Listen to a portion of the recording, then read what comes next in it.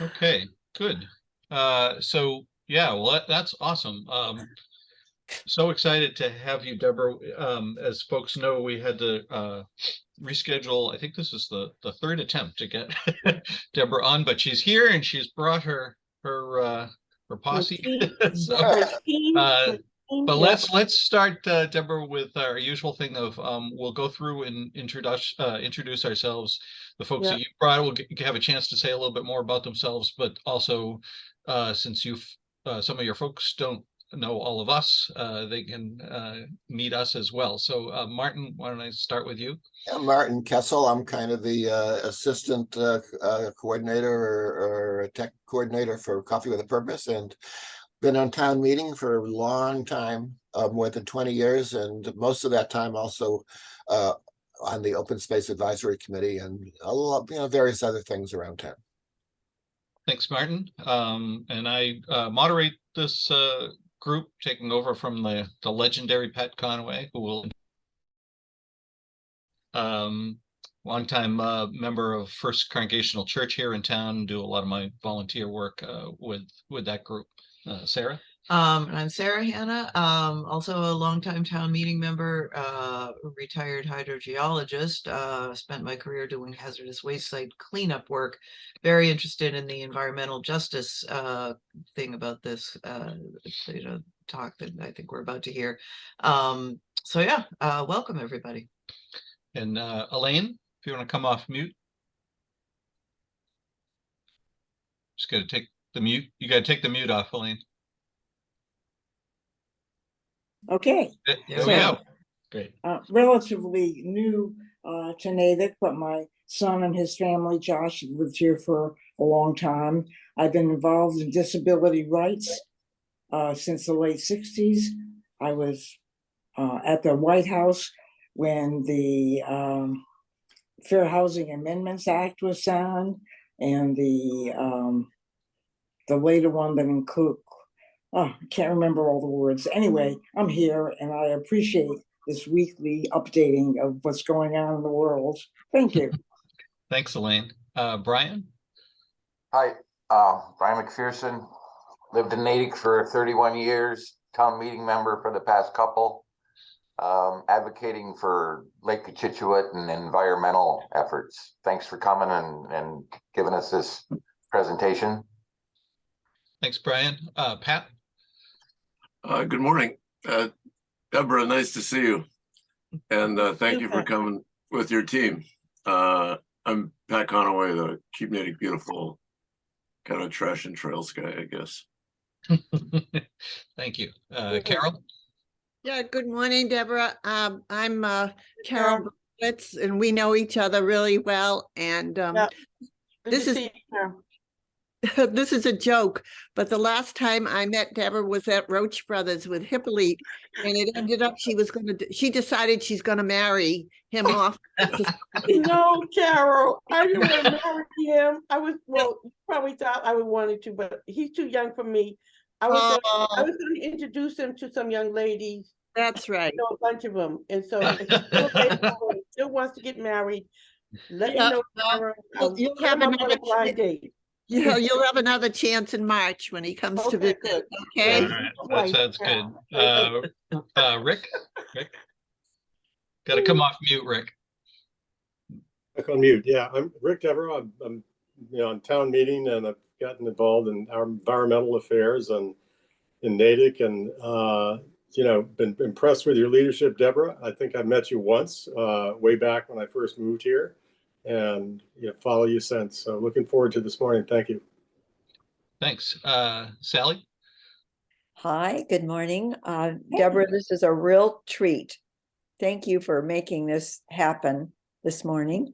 I've lived in Natick about 6 years, but I'll tell you what, it's really, this Coffee with a Purpose opens our eyes, and we've loved every time you've been able to join us, Deborah. You give us a lot to live for and think about. So I'm one of your biggest fans. Thanks, Sally. Love you. I still got those 2 books. Good. I'm looking forward to those books. We're going to make that happen. We're going to make it happen. Yeah. Thanks, Sally. Cindy? Good morning, Deborah and everybody. Cindy Bates. I live in Natick Center on Lincoln Street. I'm a trail steward for the Takawambe Trail, and I pick up Coolidge Field every so often. Thanks. And I did meet you at the Common Street Spiritual Center and heard you sing. Oh my God. Or maybe it was singing, maybe you were at the library singing. I can't remember. really? Anyways, so I've met you on 2 different ways and look forward to hearing your presentation today. Great. Thank you so much. Thanks, Cindy. It's good to see Brindley? you again. Good morning, Deborah. So grateful that you're here with your team and for all that you do. I'm Brindley Vickers. I'm a 22-year resident of Natick, something like that. I was with the recycling committee when it was the recycling committee for close to 15 years. And I'm a current town meeting member, and I'm really glad you're here. Thank you. Great. Thanks, Brindley. Liz, Angel?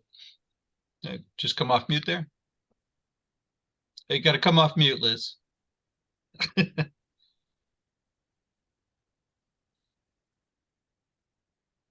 There you go. Slow computer this morning. Liz Angel, I've lived in Natick 29 years, and this is my second time on this venue, and I just find it very interesting, and I look forward to this morning. Thank you. Thank you. Kristen. Hi, good morning, everyone. Thank you for hosting this, Doug and Sarah. This is my first time coming on, and I got the notification that Deb was going to be here, and so I wanted to pop in. I am in between meetings, work meetings. I have a child who's homesick from school, so I'm juggling a couple of things, but it's all good. Thankful for a wonderful partner and spouse, as well as a great village.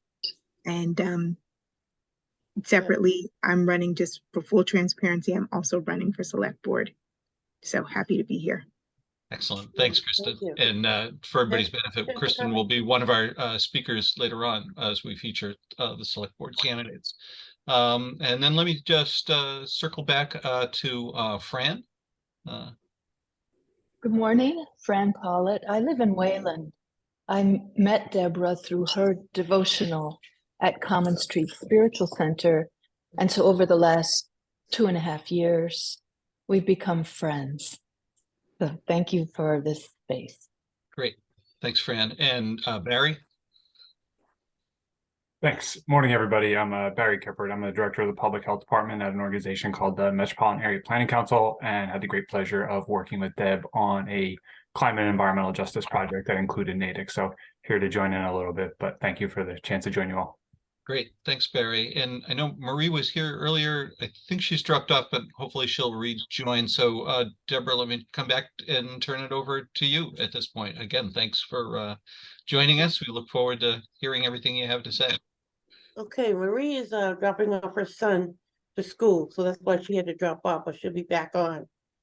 She has a son, Chase, with Down syndrome, so and we'll talk a little bit about what she's doing, Elaine and other people in the disability community about that. But I want to just acknowledge Kristen Pope.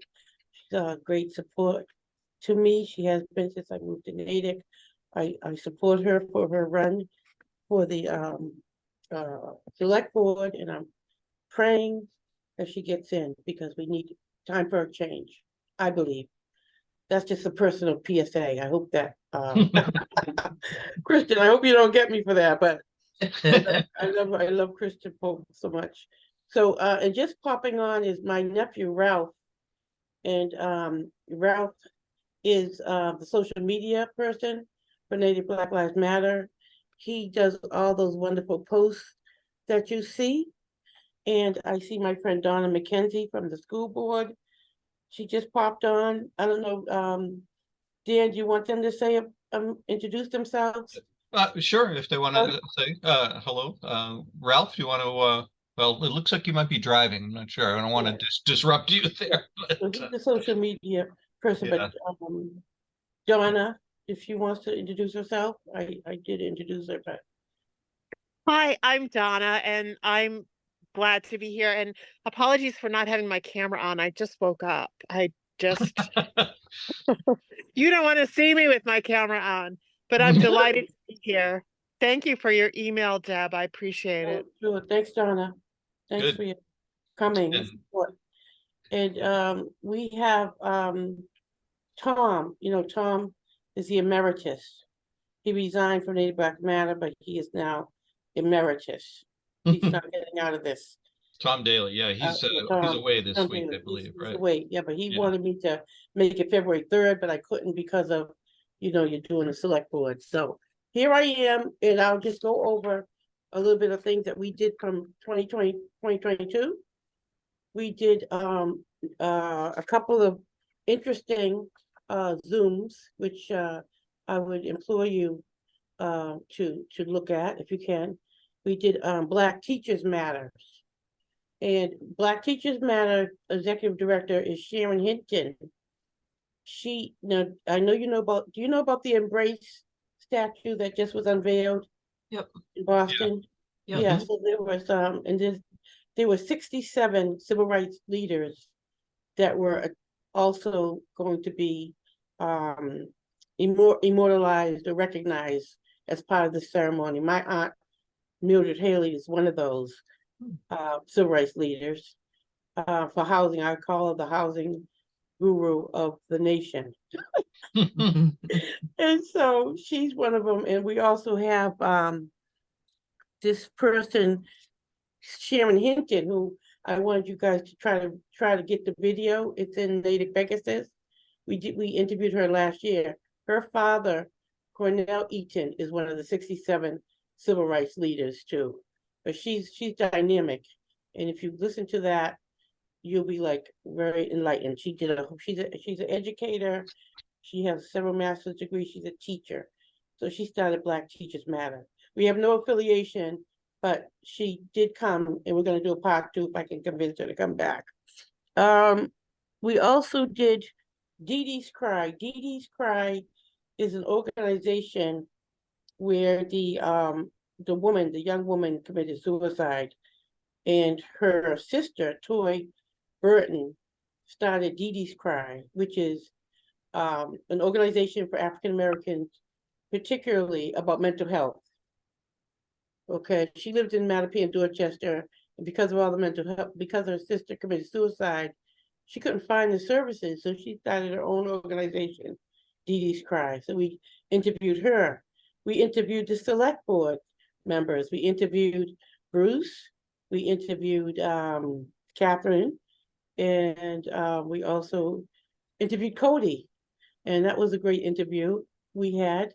So we're gonna implore you to and Christian also, I'll send her and any of the current select board members that interview, because Native Black Lives Matter interview, we had it from the our perspective, and that was a very, very good interview. So if anybody wants to watch that. Any questions about? Yeah, just one logistical one, Deb. Where would we go to see those interviews? Do you have a YouTube site or a website, or do we go I have a YouTube Pegasus? site. Martin helped me to develop Martin, right? Yep. Yeah, I only see 2 videos on that right now. Are there others that are supposed to? Martin, if you and I could work together to get more of them up. Absolutely, yeah. If you got them, we can get them up easily, yeah. And Martin, if you could put the link in the chat. I'll send the link to that, even though there's only 2 of them right now. I'll send the link to that in the chat. Good, thank you. And then also you can go to Natick Pegasus. We have a Black Lives Matter channel on Pegasus. And then you want to do go to video and type video, and they'll all pop up. You just go into the link. Okay, that sounds like an easy way. Great. We've been doing we have the book department. We have a little book library.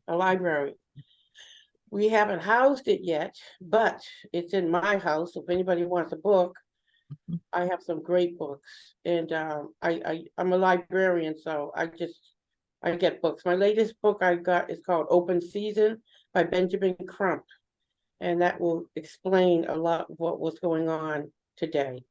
Also, the book Cast by Wilkerson. I know this group is really highly read, so she did The Warmth of Other Suns. If anybody knows that book, Isabel Wilson. She also has Cast. Yeah. And she explains in that book that we all know about what happened to Tyree Nichols. And what she explained in that book, it doesn't matter. If you're in the caste, if you look at the caste system, you got the upper class and you got the lower class, right?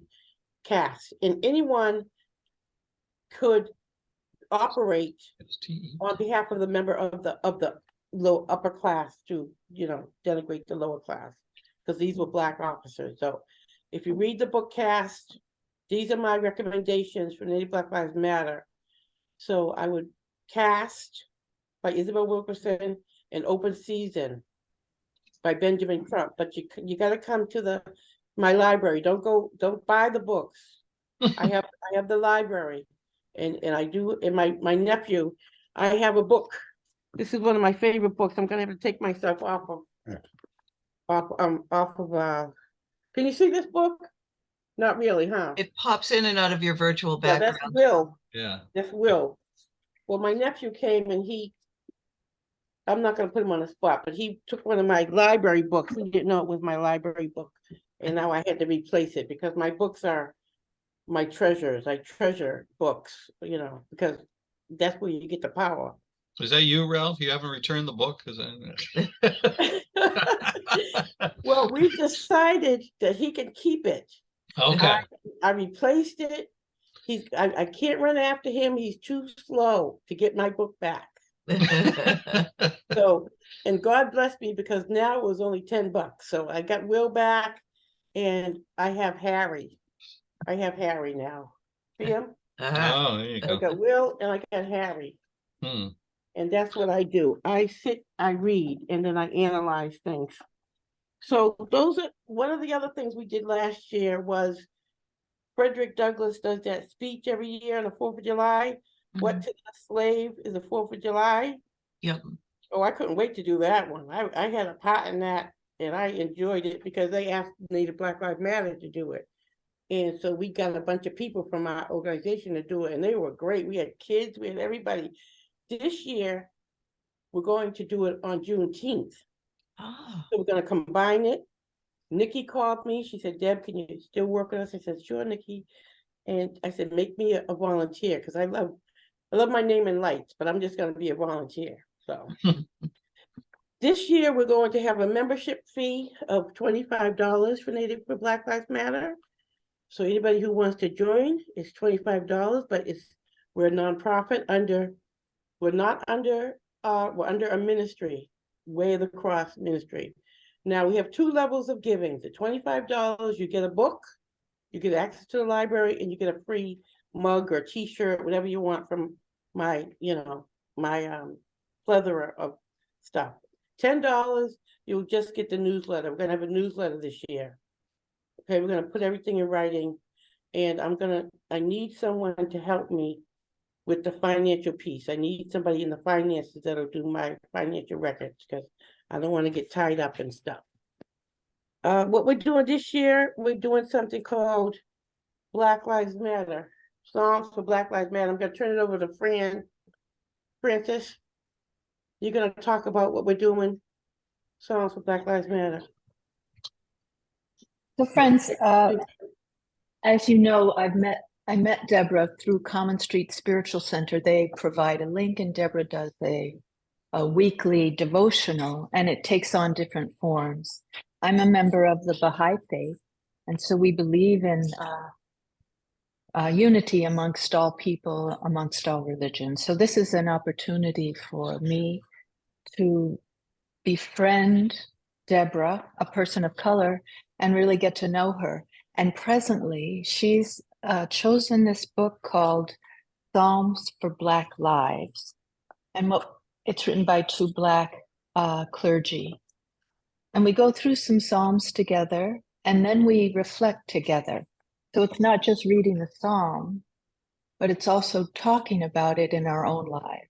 And in this way, Deborah and I have forged a friendship through sharing the Word of God together and having a chance to talk about it. And she asked me to read one of the verses of the psalm that we were studying today. This is Psalm 116. I love the Lord because he hears my voice and my prayer for mercy, because he bends down to listen. I will pray as long as I have breath. Oh, wow. That's And, beautiful. and that was beautiful. That was from, could you show the book, Francis? So, and, yep, and so that's one of the books that we're offering this month as a monthly donation. And Francis, would you mind explaining a little bit about the background of the book, who wrote it, why it's important to Black lives? Well, it's written by a married couple who serve as clergy for their congregations, and they put together just selected psalms to review, and then they write a little reflection from the Black perspective. So I'm learning, something about the Black church in America and the Black perspective as it looks at these different psalms in their church history. Correct. So you see, it's a very nice way. Deborah is so welcoming. It's a very nice way for me to educate myself about the Black people and where they come from. Also, Deborah invites a lot of other people onto the call, so we get many different perspectives. Yeah, is this an open call that happens on a regular basis? How if someone wanted to join, how would they do that? It happens every Monday, first and third Monday on Common Street Spiritual Center. So at the 7 Zoom to link 8. for it would be on their calendar or something? Yep, Or Zoom links on the calendar. There's no charge. Just come with your book. We're gonna read one of the Psalms. They have a section where you can reflect on it and you could talk about the devotional, and then we journal about it. It's a great group. We have a great time. And then this particular Psalm is one of the most beautiful Psalms in the Black church, in all the churches. So this song, that Francis read, is a beautiful, beautiful song. great, thank So, you. And I see yeah, Fran so has shared the Zoom link, and Brindley had shared a link on Amazon if anybody wants to buy a copy of that book too. So thank you both for doing that. yeah, great. Yeah, and if you want a copy of it with us, you could do your donation, but I have a link where you can donate. It's tax deductible. So anyway, let me just say this. I saw the movie Chill last night, and I'm gonna turn it over to Barry because Barry came on to talk. And you know what's going on in the country with Tyree Nichols, right? And Right. we also found out that we had another murder in Mattapan from a Black youth, right? And we have these police brutalities just continually, right? And most of them are, the young Black men and women. So when I saw the movie Chill, I didn't want to see it. I said, why do I want to subject myself to seeing this movie, which is about a brutal murder of a young 14-year-old in the 1955 in Mississippi by two white men, right? And they were exonerated for the murder. Why do I want to see this? But I am Black Lives Matter, and last year they called me with some free tickets for the movie. I said, let me call them, see if I can, Black Lives Matter, let me get some tickets for Till. Sure, Deb, they gave me 3 tickets for free. And I brought a friend of mine that visits me, a African lady. So I sat and watched the movie. My takeaway is this. It was hard to watch. The acting was great.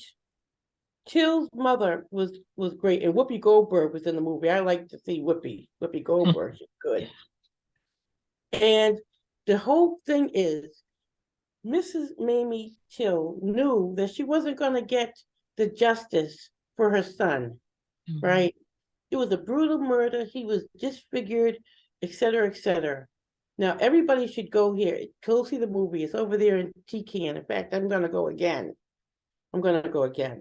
But the thing is, the mother, to me, was the most important part of the movie. Because the mother, when she saw her son, her only son, beat up and disfigured and murdered, just like this lady, what's her name? The lady of Tyree. Yeah. When she saw her son, she was, he was just trying to get home to his mama, right? Everybody can identify, black, white, I don't care what color you are. Your mamas are mamas. So when she saw that her son, listen, back in the 50s, I'm a historian, so I have to give you a little Black history, right? So back in the day, in the 50s, there was Medgar Evers, and there were a lot of Black lawyers, right?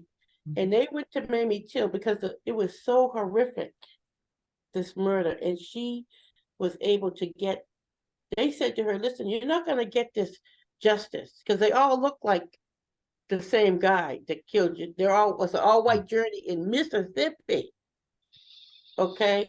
But what they did tell her was, you will, in the public opinion, the political climate is in your favor because we're trying to pass a lynching bill. You will get more justice for your son in the public, by working for civil rights. Does anybody understand what I'm trying to say? Yeah. So she decided when she was very courageous. She saw that baby just like me. I have one baby. I would run do a troop for my daughter. And she saw that baby the way she would send him down to Mississippi for the summer with his cousin. And when she saw him come back, she said, "Oh, hell to the no." And I'm talking about all kinds, all families. I'm not just talking about Black families, but that lady, she's from Canada. She was, Brian, you gonna undo the arms? He never does that.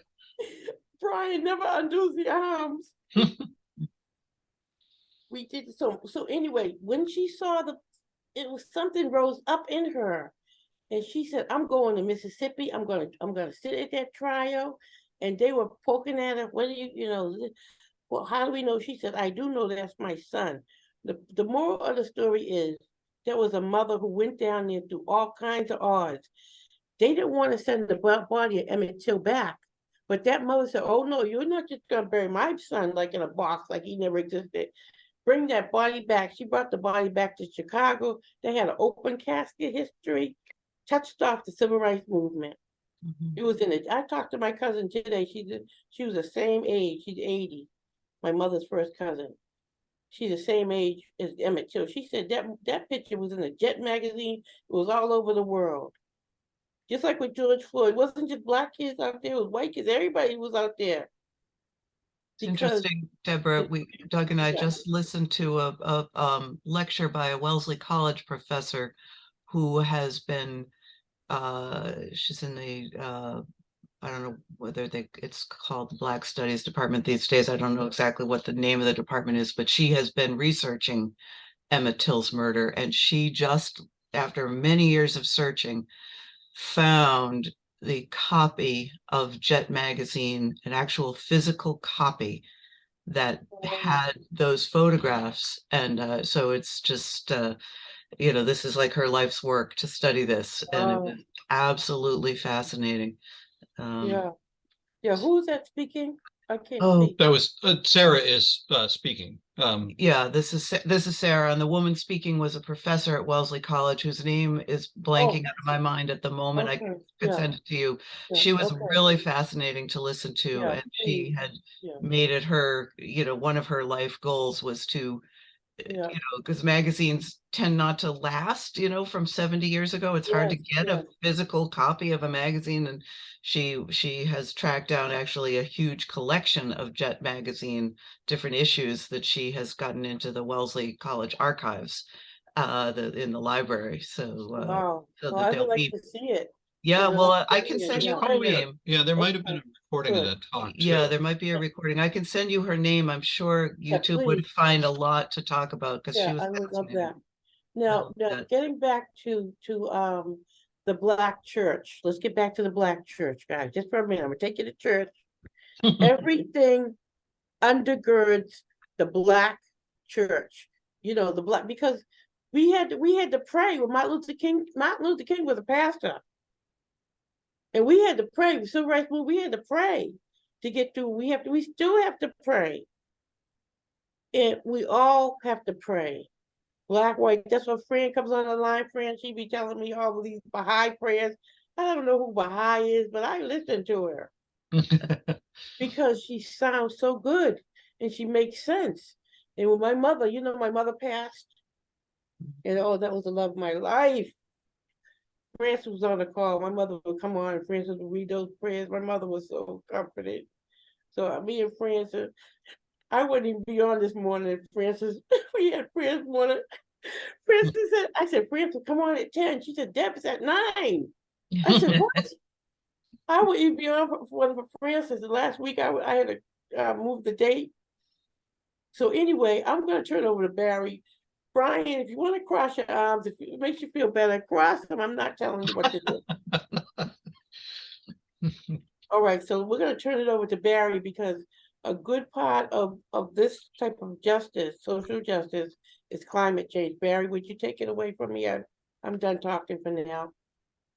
Thanks. Barry, I'm sorry, I call you Brian. I'm sorry, Barry. No, that's okay. In some ways, I don't tear up easy, Deb, but the things you were just sharing were getting me there. And so the turnover, give me a moment as I, as I can catch myself.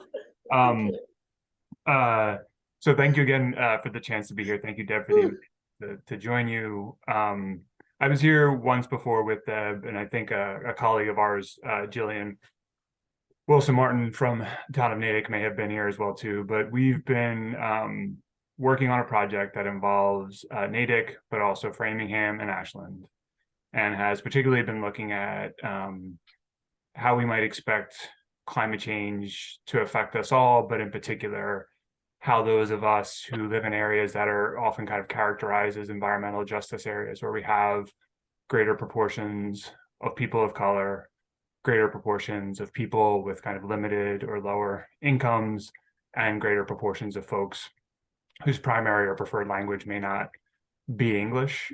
These are communities that are often discriminated against in kind of social policies when it came to issues around environmental hazards. And so we look at those areas, and we've been trying to look at that through a climate justice framework. So we worked with a group of liaisons that were identified through community organizations, through conversations with residents in each of those areas, including Deb. But we've had an effort that's involved kind of a surveying effort that really targeted those neighborhoods, really invite their participation, because it may not be their participation that's showing up in a lot of other public processes, but then also involved a series of action conversations to talk about what the survey results might mean for how we can act and what are the ways that we can kind of respond to climate and really kind of support, but also protect folks in those neighborhoods for some of those impacts around storms, heat, other kind of issues that might come up. And so just here to update you all that the project continues. We just received some funding to do work around communications for emergency preparedness. It was an area that was identified by residents of understanding what does it mean to be prepared for kind of some of these natural hazards. There wasn't a feeling that they knew who to contact in the town, nor the resources that were available to them. So we're putting together some work around that, where materials will be available in Spanish and Portuguese, as well as English, and that will have some cultural resonance in terms of the context that could happen. We're doing work to reach out to the Metro West Regional Transit Authority. We heard a number of stories of people not feeling like they could really kind of access the service as well, particularly if they were limited in terms of mobility, or if they essentially, again, English wasn't their first language. We also heard some stories of discrimination in those systems, sadly, where people didn't feel like they were welcomed onto some of those uses. And so we're reaching out. Again, we know the MWRTA does a lot of work to address this. So looking to work with them to do some work on that. And then we're also in the process of trying to update some of the town and city plans and policies to really speak to some of the issues that we heard, particularly as it relates to cooling options in the summer. So we're expecting to have hotter days. And we know that there's issues both between the natural water bodies that exist and some of the threats to them and whether they can be available, either because of parking or because of environmental degradation over the summer sometimes, but also some options that get to other places where people, again, might seek cooling closer to home. So things around splash pads, other opportunities that might provide people with families with children to go to places where they can cool off in the summer when they themselves may not have kind of both the means to do it at home or really kind of be able to cover the expense of having to cool their homes when it get hotter days. And so a number of these things are moving forward. I will drop the project website in the chat, but again, really trying to be driven from the experiences of both how people cope now who live in the neighborhoods that might meet those environmental justice criteria and what are the actions that they'd really like to see taken as part of the greater mix too. So just credit to Deb. Tom Daly was part of that effort as well too. Try to remember Roxana's last name too, but Roxana from Natick as well too. But a number of individuals are really so not a lot of folks too have been part of it too. So glad to share more. Thanks for the chance to be here, and thank you for the work you're leading in Natick too. So I'll stop there. Thank you, Barry, for that update. If folks wanted to volunteer to kind of be boots on the ground for any of that work, do they contact you or Deborah or yeah, you definitely. I'll drop my contact information. The website will have some contact information. Great. You can contact Deb, but then also Jillian as well from the town of Natick. Oh, good. Okay. Jillian or Claire Rendelli. Yeah. Okay. Barry, could you please restate the name of the organization that you're with? Sure. I can't understand those initials. MAPCPH. What's that? So I'm from an organization called the Metropolitan Area Planning Council. So there are 13 regional planning agencies in the state. So trying to help with issues that either affect a city or town, but multiple cities or towns, because we don't really have public structures that work across that kind of geography. So I work for the one that involves kind of greater Boston, which includes portions of Metro West. And then I'm part of the public health team within the agency. And that's the MAPC, and then the PH is public health. Okay. Yeah. And is that quite a large agency, isn't it? I mean, quite a number of staff. Maybe you could also drop the link to the website. Is that a state? So is that a state? Are you employed by the state then? So we're an independent state agency. Okay. We're a fully public body. Yes. Okay. Thanks. You're welcome. But I'll drop more information in the chat too. Great. Cool. Lots of great information. Deborah, I wanted to make sure to ask you, how did the vigil go yesterday? You were out on the common, is that right?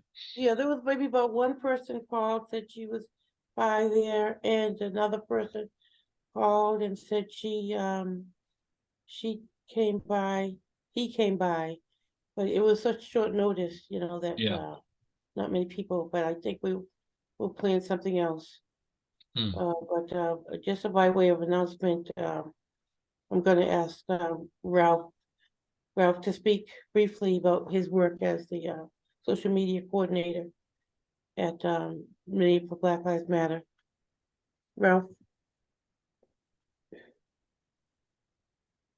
you have to unmute, and he has. Can you hear me? Yeah, yes, he has we can now.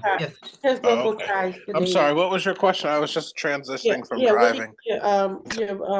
Your work as a social media coordinator and your ties to Natick at Framingham State. Okay. Well, my name is Ralph Younger. I'm the nephew of Deborah Mitchell here. So, I mean, my ties to Natick and Framingham areas, I went to Framingham State College, now university, graduate 2004, and lived out there for 5 years. Took a little extended college time, an extra year. Had too much fun, and and I had a great time in Natick. Great area. Had an apartment there and enjoyed. And when I get back, I visit Deb up in Natick. So such a thriving community and so much growth over the years.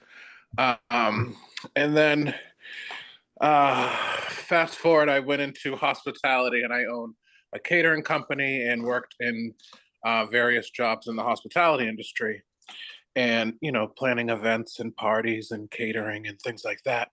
And when the pandemic hit, I morphed to an online business. So I was still producing events and things, and had to get really creative with Canva, graphic arts, and trying to use Zoom a lot. And that's when Deb asked me to help with some flyers for Black Lives Matter and coordinate some Zoom things for her when she was doing programming during the pandemic and after. So that's how I kind of pulled into doing some of the social media things for Black Lives Matter, and trying to stay current with some graphics when different calendar events come up. So I know she's got some things that she wants to do for Black History Month and Juneteenth and different things. So that's how I contribute and help the cause.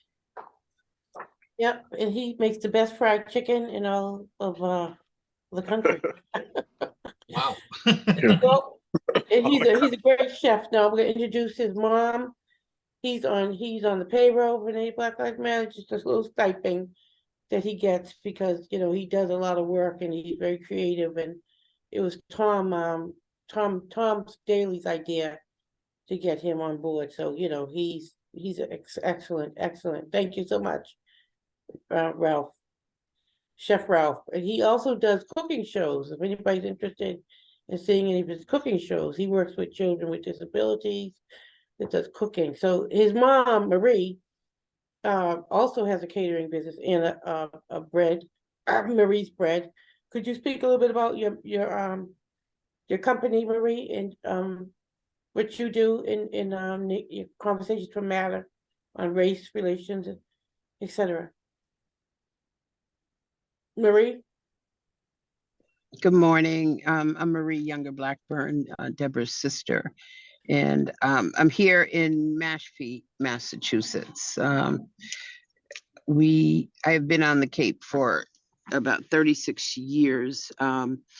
I have a show that I do bi-weekly on Zoom. It's called Conversations That Matter.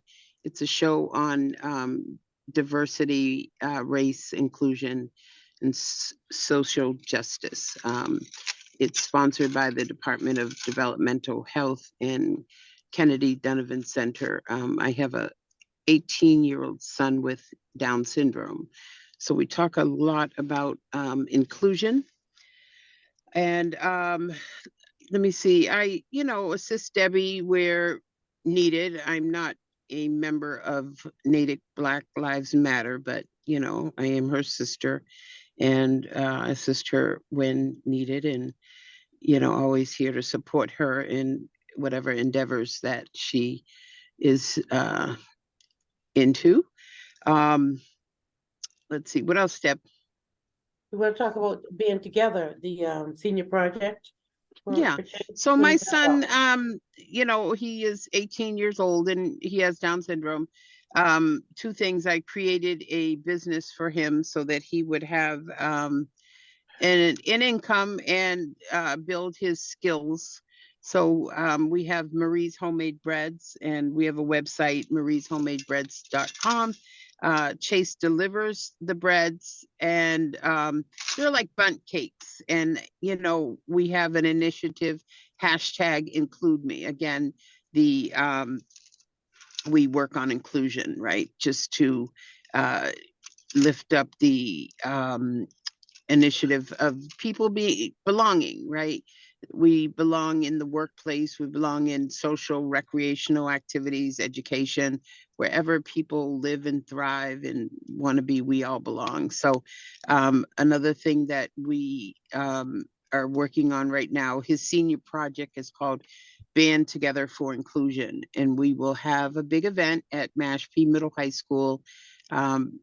Is 500 people can fit in the auditorium, and we'll bring together bands from all genres, and we will have a music fest. We'll have vendors and food, and we'll celebrate and lift up the initiative of inclusion. That will be our message as we dance and bring together all genres and all abilities, all body types, all genders on the stage to band together. And that's May 5th. That sounds fantastic. All invited, right? Is there a fee to come, or is it how do you, is donation based, or? Yeah, so we're still working that out in terms of how we want everyone to be able to afford to come. So I think our Eventbrite page will have levels of starting with a donation based, and then people can give as they can. But we're going to have 50-50 auctions inside, and we're going to have silent auction items, food for purchase. So we're going to be raising money for the Diversity, Equity, Inclusion Committee of the College Light Opera Company. And it's a training company here on Cape Cod, where college students come from all over the country and perform light operas, Gilbert and Sullivan type operas here on Cape Cod. And I'm on the board of directors. So we're going to be raising money for that organization and another organization where Chase takes music lessons, just to be able to give back and give some money towards those music programs, because that's near and dear to Chase's heart, music and musical theater. That's terrific. Does Chase sing, or is it instruments he plays, or what? Yeah, so Chase, our living hall looks more like a music studio. He has every instrument, djembes and congas and drum kits and electric guitars, acoustic guitars. So we feed that animal, whatever he likes.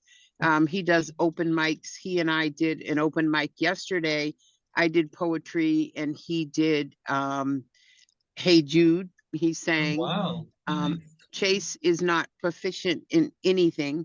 We show up just like we are, we show up as Chase.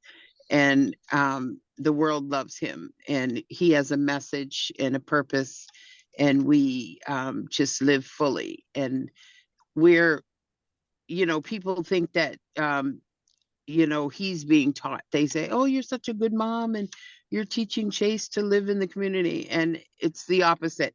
I'm teaching people. I'm training people what they already have inside to embrace one another, to open the door and to be inclusive and to see one another as we are, and just embrace. I love the way you said that, to what people already have inside. You're helping them unlock that. That's terrific. I wanted to circle back. You mentioned this biweekly show that you have, Conversations That Matter. How could people join that? Is that streamed somewhere, or? Yeah, so I can send the link to any email addresses that you want. It's a live show on Zoom bi-weekly. So I send out the link. I have maybe an event page on Facebook, and then we go live. And then we tape the show and put it up at a later time. But we go live, and I try to keep up to date on topics that are hot. We just explore a little bit of everything. We talk to people all over the country. Whatever's hot, I try to go after it and bring panelists and have a conversation. Yeah. Marie's a poet as well. What is your poetry page, Marie? You have a poetry page? Yeah, the Butterfly Poetry Hour. It's on Facebook. And she's modest, my sister, but what award did you just win from the community Down syndrome? I won the Alan Crocker Award. It's Massachusetts Down Syndrome Congress' most prestigious award for my work with people with Down syndrome. Yeah, I'm her sister, so she's my mentor. Actually, I'm older than her, but I go to Marie because I've never seen anybody. So between her and Ralph, they're a dynamic, talented duo. But she has a party for Chase every year. He's born on Cinco de Mayo, and they decorate it just so beautiful. They got everything. They can do it. They do so much. If you need any catering services, what is the name of your company again? Black and White Catering? Yeah, we're not here to sell catering though, Yeah, but but anyway, we're I'm just just glad to saying. be here. Yeah. Yeah, she's very modest, but she Chase had one of the best birthday parties. I went to a party with Chase, and I'm telling you, I thought that was the best party. She had bands and people singing, and I don't know how many shows Chase has been to, but he's been to Broadway shows, and I'm envious of them. I try to get in on the shows, but they live down the Cape. But anyway, thank you, Marie, and we got you. Marie's bread will be at the farmers market on the February 26th. So if you want to order some of her breads, go on the website and order them, and I'll have them for you at the farmers market on the Terrific. 26th. Hey, Deborah, something else I wanted to ask you about. You had asked earlier this morning that that I send a particular poster out to the group. I was going to share my screen to show it, and then maybe you could talk a little bit about it. Yeah. Okay. Let Thank me you. see. Oh yeah. Can people see that? We have this poster here.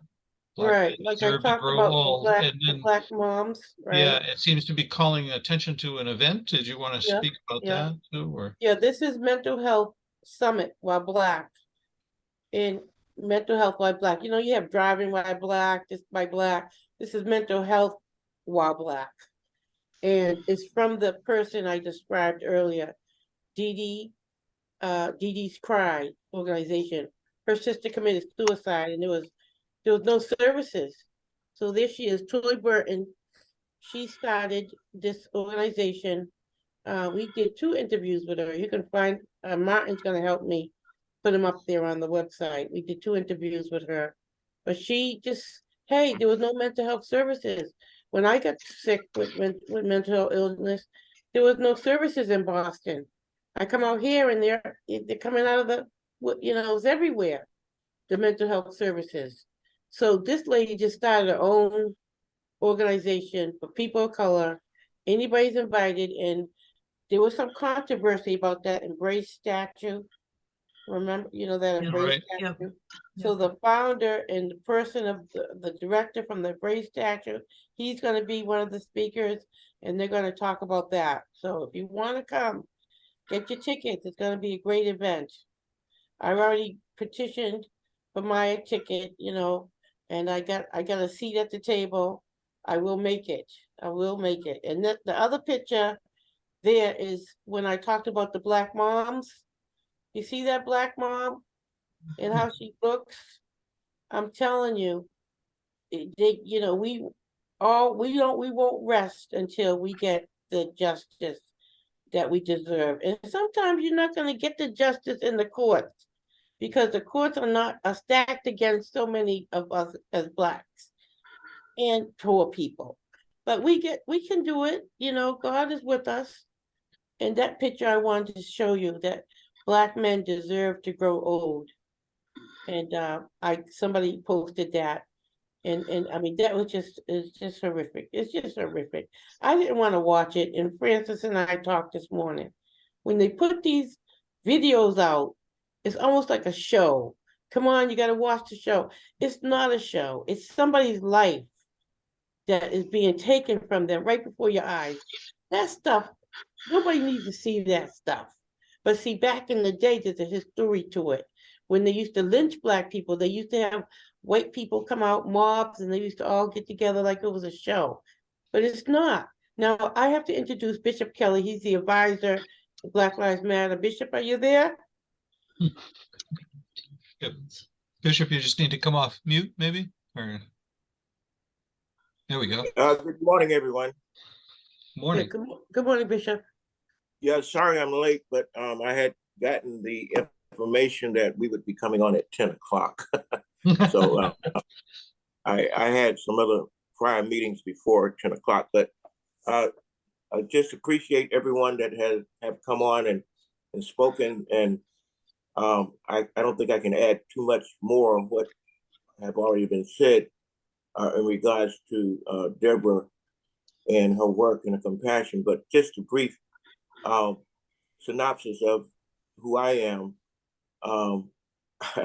I guess I'm a product of social justice because at 9 years old, I was part of the Martin Luther King initiative that started here in Boston. My mother was a community activist, and I remember marching down Warren Street in Dorchester when he was launching his civil rights movement. Just to speed up a little bit, I eventually ended up getting into, well, I was in music. My mother started a mission, and she worked with several churches and denominations in the community, and her focus was on family and youth.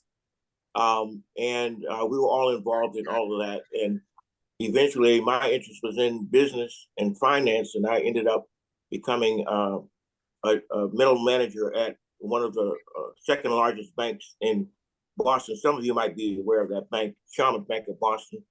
I had relative success in that until God called me out of the banking environment into full-time community banking. And from that point, ended up developing several community and financial entities, became the economic chair for the Black Minstrel Alliance Greater Boston. Helped to became one of the founders of the Black Minstrel Alliance Greater Boston. And what we did was we worked with helping to create services and products, and we also represented and worked with the city of Boston during that time to develop, I would say, the second best RFP for the Empowerment Enterprise Zone. And we were awarded funding for, that was the Clinton's project. And we traveled all over the country doing conventions at other cities that needed urban renewal. Bishop, would you be willing to share your video by any chance? We'd love to see your face if you're willing to. Yeah, hold on. I'm not dressed in clergy right now. Well, that's okay. But I don't know if you can see me now. No, we're just getting a blank screen. Okay, hold on a second. I'm on my. Oh, there we go. There we go. There you are. Yeah, and let me just say this. I just had major surgery on my mouth. So. Oh, I'm sorry. If it's uncomfortable for you, you don't need to. It's. But anyway, I've been around for a while, and just to finish a little bit of my background. Hold on one second, please. Let me. His website to post in the. Yeah, we have a couple. We have two websites. One is not up right now because it's being was working on it on a weekly, but we are our organization now. I'm trying to move fast forward to where we are right now. So we work with organizations. We've been developing. We provide financial literacy training, and we had during the pandemic, we created we actually relaunched the financial literacy campaign to focus on youth and families, and the disparity between the youth and seniors relating to helping the youth because they're so savvy with the social media and internet, training the senior citizens and making them comfortable with that. And we brought back the team. But one thing that happened that was great during the time, we did micro business development, we did housing. This is some of the services we provided. We also helped to launch several credit unions in the community. One of our network developers received the presidential award during that time back in the 90s. Recently, we have extended our program where we're now doing these programs all over the country. And we've also doing worldwide missions through our missions. The church missions has expanded globally, and so we're now called Global Network Partners. Global Network Partners. And last month we did a program with the Boston Public Library, actually in October, and we gave away computers, and we did computer training and financial literacy training for the veterans as well as other senior citizens and so forth.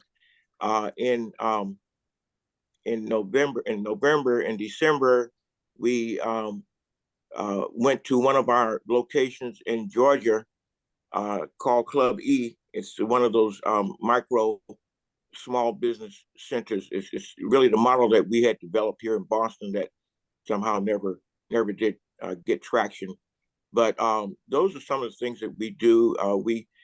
Deborah came to us back in, I think it was the maybe 2008-9, and asked us if we would help her develop her organization, Women of Influence, and we helped her to develop that, and we continue to be an advisor. Was very excited when she moved to Natick, and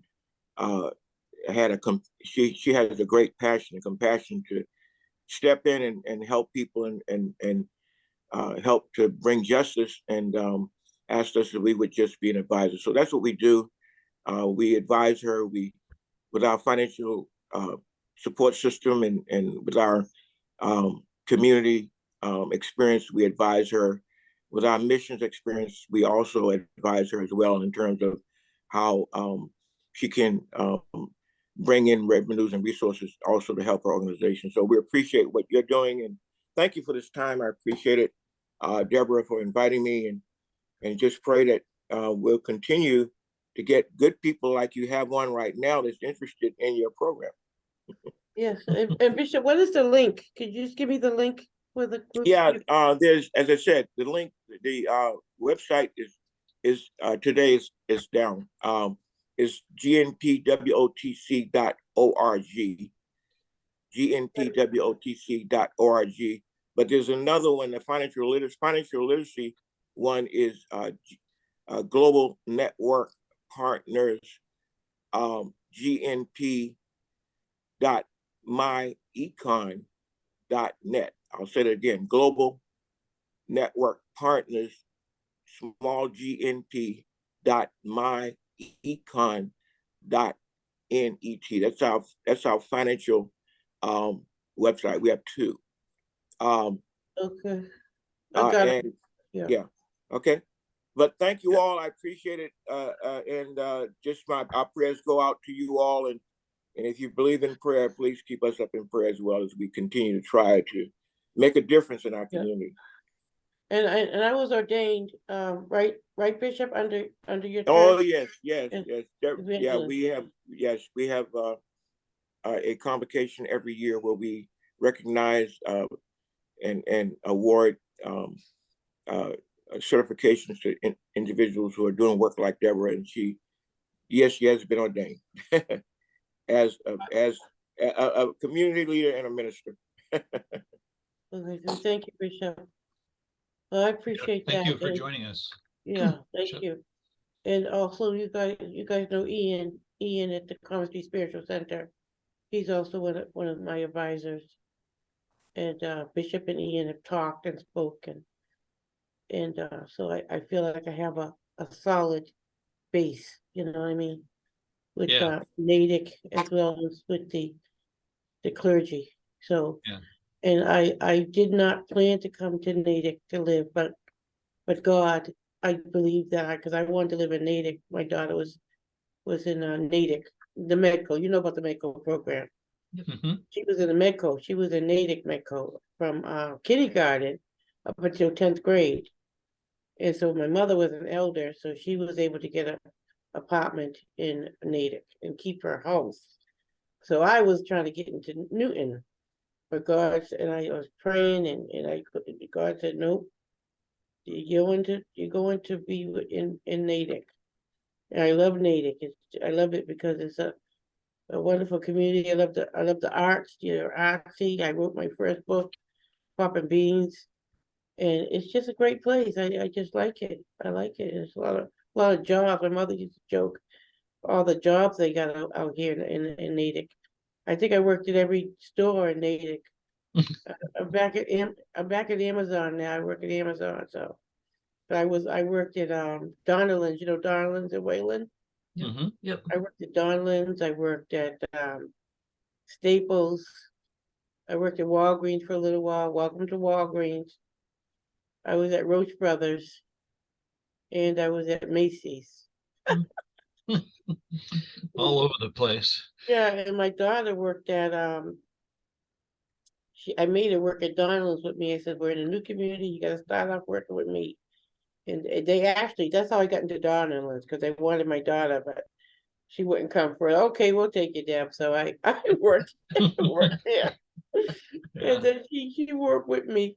She was my job coach. She used to say, stop looking at the magazines and get behind your desk, okay?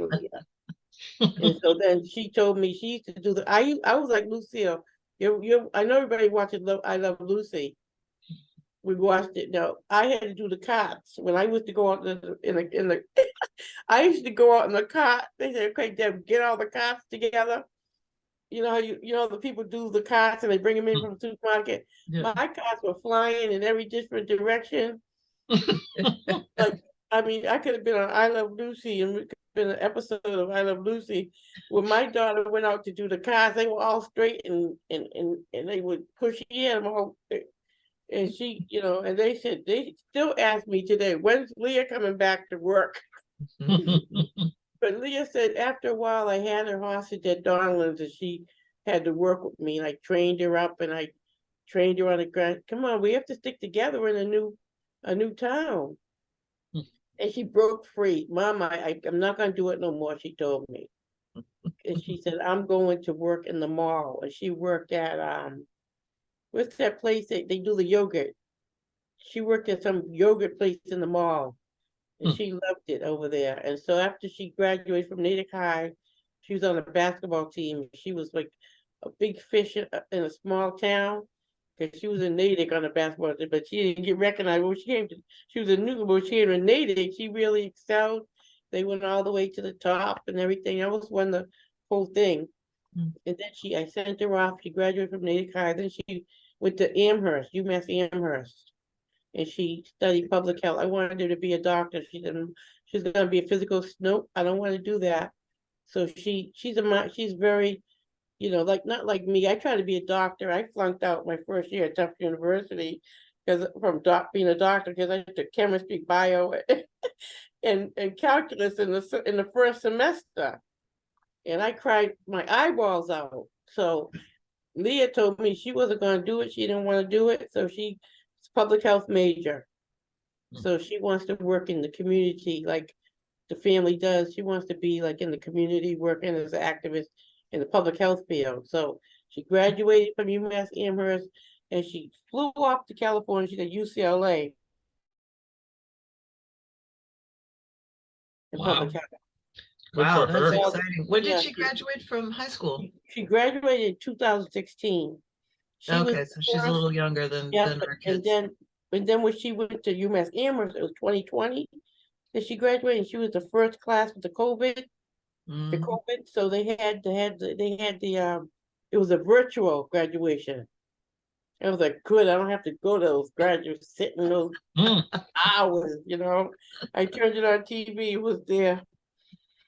And then she flew off to UMass. I said, well, Leah, go to Washington, where I got all those public health and hospitals, John. Go there for your master's. She told me no. She was going to UCLA, and I got a niece out there who's a film major. So she got a niece, and I got a niece out at UCLA, both of them together. Do you think she'll come back here afterwards, or I don't know. She got a boyfriend. I don't know. She told me she was coming now, and I told her I was coming to live. She told me, try. She said, just try it. So my goal is to jump on Weight Watchers now, so I can lose some weight, because I want to go down there in June.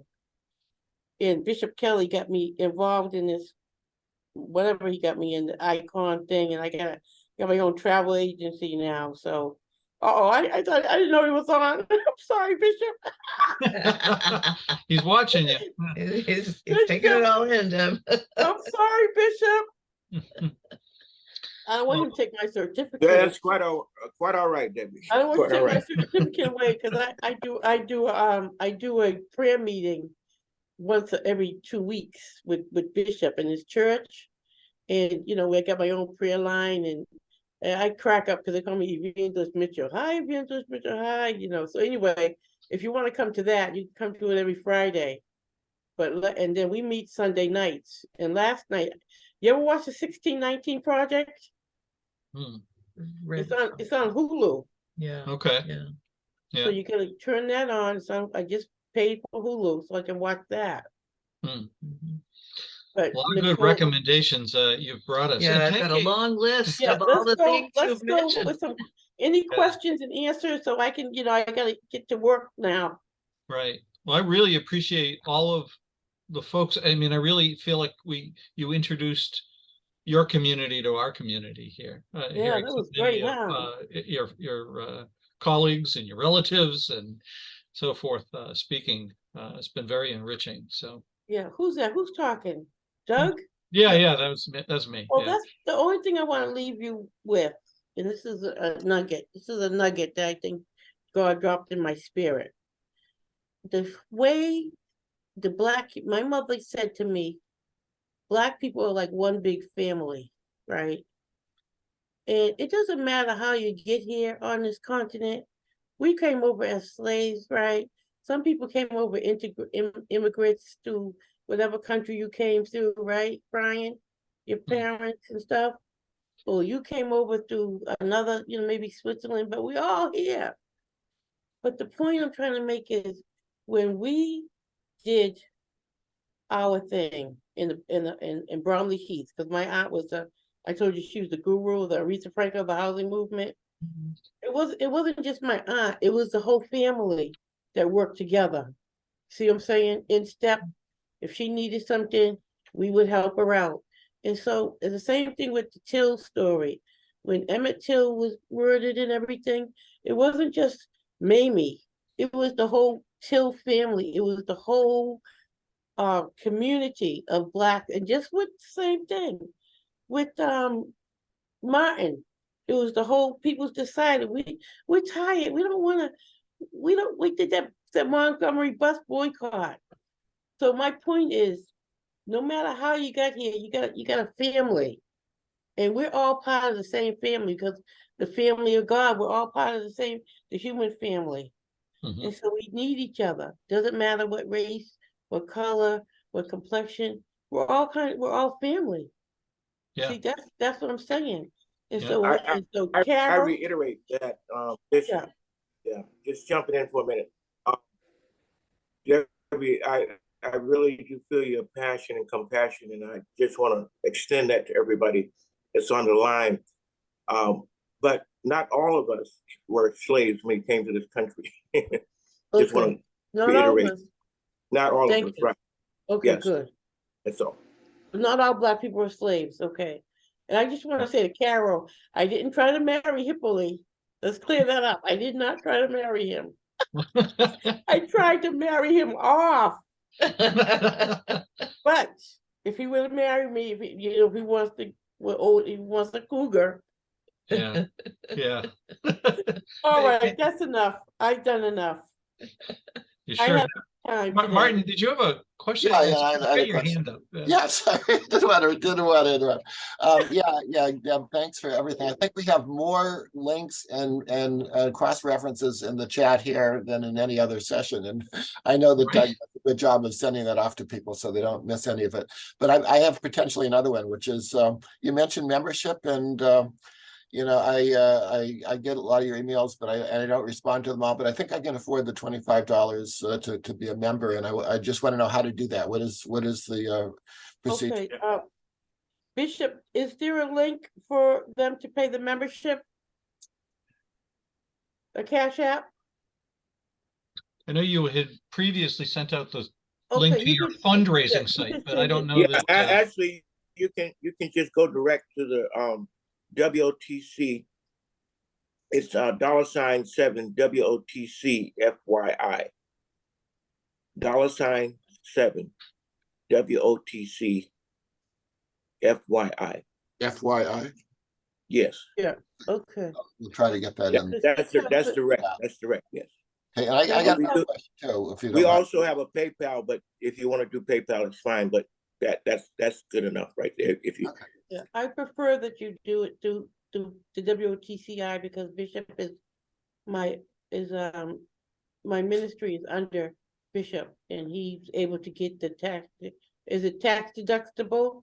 we're taxing your tax. We've been that way since 1970. Yeah, so yeah, you can send the $25 to Bishop. Bishop, you'll send it to me to Native Black Lives Matter. Yes, yes, Yeah. yes. Okay, so that's the cash. But by the way, we cover about 2 other Black Lives Matter organizations in Florida and Georgia. Oh, wow. And our membership is about 50. I would say right now we're about professionals about 50,000. We have a membership that extends around 500,000. By the end of the year, we're looking to be around 1 million.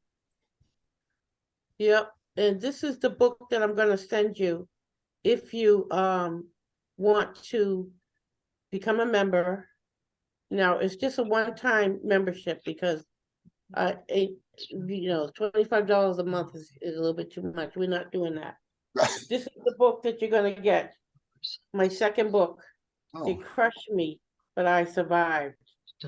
Volume 2. It's called Destined to Win. Volume 5. And this is what a lot of people ask me what my mother taught me and the strength of my mom. I did a chapter in the book. Their love lifted me. So if you get the $25 over to whatever that is. If we go to that WOTC thing, the number 7, it says Pastor Olia Sanders Rowe. Yeah, yes, that's the administrator. That's correct. Yeah, Okay. that's the administrator, right, Bishop? Yeah, that's correct. If you send it 25 for the first time only, you get the book. Okay, and when you go to that site, you designate it to the Native Black Lives. Designate it. We should designate it, right, Bishop, to Native for Black Lives Matter? That's correct. That's correct. Okay. You have a place to do that as you complete the transaction? That's correct. Okay. Yes. I got one more question, if I may, which is you mentioned in passing the 1619 project, I believe, and I don't subscribe to Hulu right now, but I might at some point. Yeah. Can you just tell? I've heard of that before, but can you kind of go? Yeah, the 1619. Now, don't forget, I have this library, and so Sally is going to help me. We're trying to get it over to Commerce Street, but I don't know how I could part with my books, Sally. I just have to get, because when Ralph he stole my will. I don't know if I don't want to say he stole it, but he borrowed my will and he just says, "Oh, I like this." And he took my will and I had to get another one because he never returned it. In the back of it, I was telling Sally, I put the library thing, just like I'm a librarian, so I put the things in like it's a library. And when he showed me that he had my book, he opened it. I said, "Aha, see, it was a library book. You go to a library and you steal people's books." Anyway, this is Will, and I had to replace Will. Now this is the 1619 project. Now, this book will give you the history of when the Black folks, not all Blacks came as slaves, but there were some here already, but a lot of them did. So they came over in 1619 on this ship. I don't know the name of it. And it will tell you how slavery affected the whole United States. It's all, we know the Black folks picked a lot of cotton, and we built some railroads, we built some houses and stuff, and we didn't never get paid because we had to do it for free. But still, we fought for democracy. because we believe that we are just as much as part of America as everybody.